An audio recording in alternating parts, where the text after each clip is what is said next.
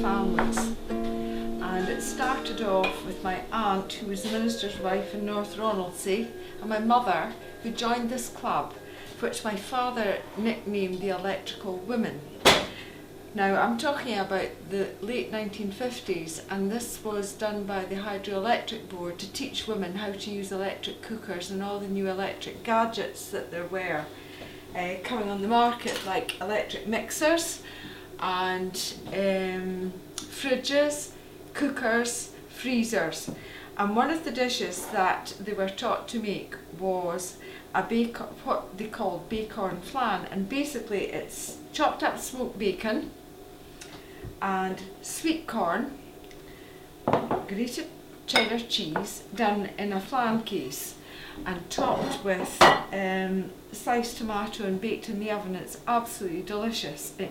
My aunt reckoned it was a pretty good one for the man's suppers. So what I'm going to do is I've made some pastry, and it's a very easy recipe.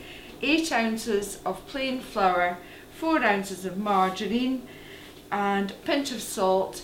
Rub the margarine into the plain flour, which I did in the mixer using a K-beater and a slow speed, using the beater on a slow speed until the mixture looks like breadcrumbs. Add a little cold water to bring it together into a smooth dough, and this is what I'm rolling out now to fit this flan dish.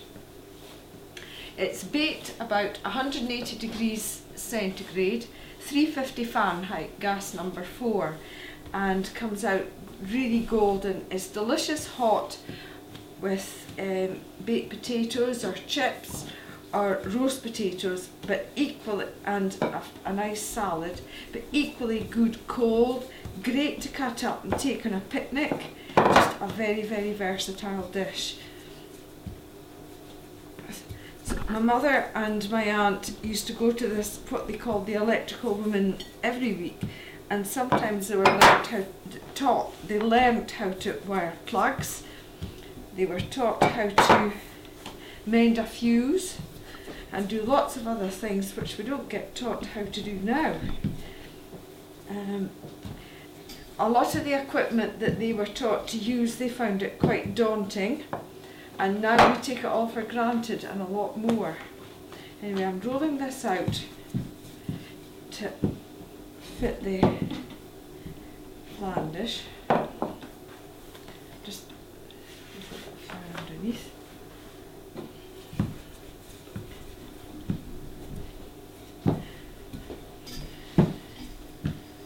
My mother always used to swear by making pastry with half eco margarine and half Trex. I don't know if you can still get either. I don't think you can get eco margarine anymore, but what I've used is just a proprietary normal cooking margarine. Anyway, I'm going to wrap this over the rolling pin, and hopefully this will fit the flan dish. To ease it in down the sides, knock it in with the crook of my finger so that it fits into the flan. You can bake the flan dish blind, the flan blind, but it does tend to make it burn round the top after you've baked it with the bacon and sweet corn and eggs in it. So I prefer just to cook it all in one.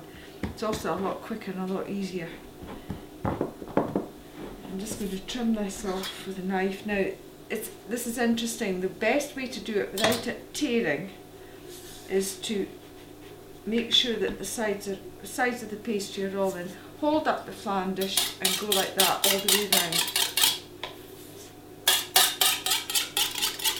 Using a sharp knife, that gives you a nice edge. Keep the trimmings, and you can use them for something else, like little jam turnovers or little jam tarts, which are easy to make, which I can show you to do in a minute. Right, we're going to put in the bottom of the flan dish, I'm going to put this drained sweet corn right across the bottom.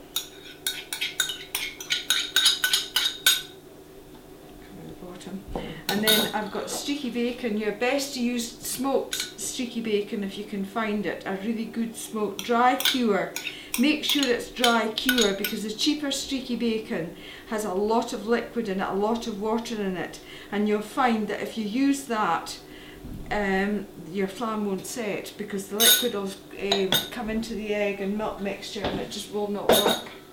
So in here I've got 5 normal eggs. You could use 4 very large ones, but I just had standard size. So I've got 5 eggs, and I'm going to beat these up. I've got, with a pinch of sea salt, which I'm going to put in, some sea salt and some ground black pepper.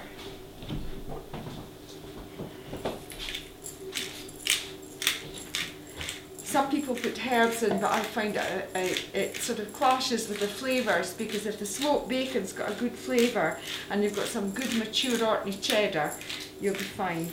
I've got some milk here, which I'm going to put in, probably about 1/4 of a pint, and give that a good beat up with the fork.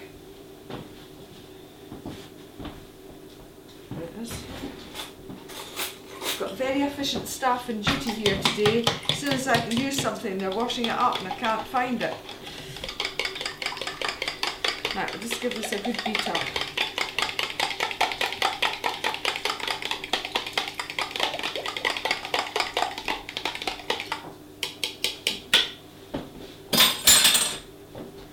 Pour this over the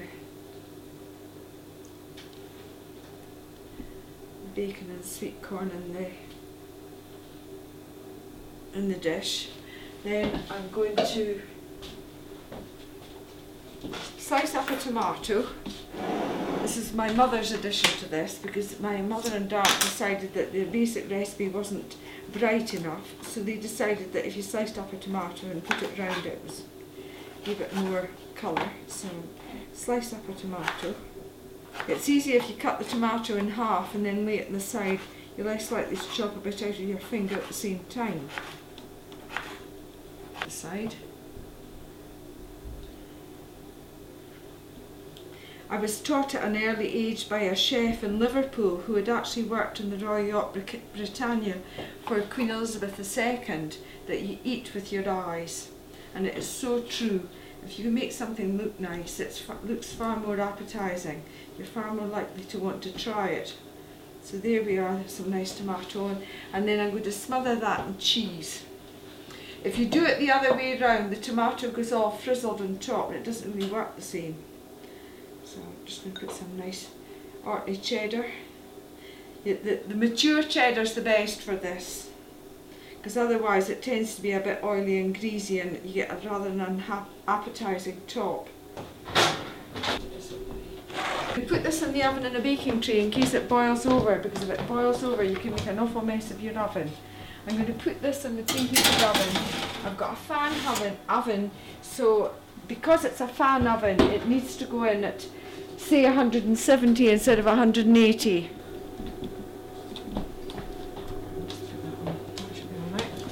It's going to take about 35 to 40 minutes to bake. I'm just going to put the timer on.